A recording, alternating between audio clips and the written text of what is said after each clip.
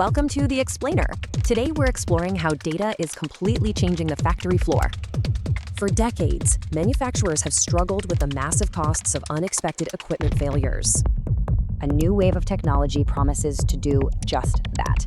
Okay, let's dive into this.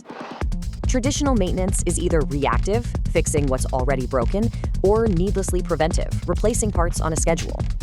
That's how much productivity is lost to downtime, costing industries millions of dollars. This is where predictive maintenance, or PDM, comes in. It's a game changer. Instead of guessing, PDM listens to live sensor data to find patterns indicating a future breakdown.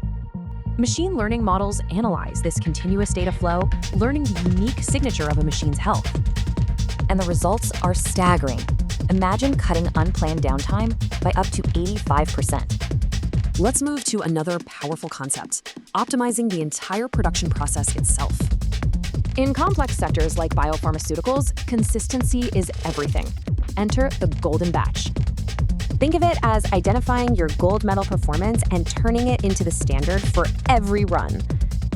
This multi-step process creates a digital blueprint for success, ensuring quality is built into the process.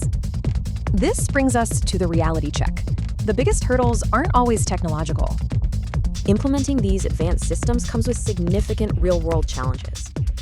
The VKS app report highlights key barriers, from a shortage of skilled workers to data quality issues.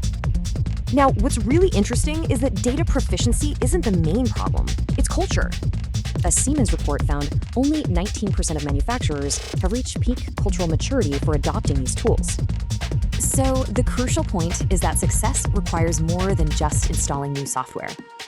It's about shifting from a tools-centric mindset to building a data-driven organizational culture. This brilliantly illustrates the true value, making smarter, proactive decisions across the entire operation.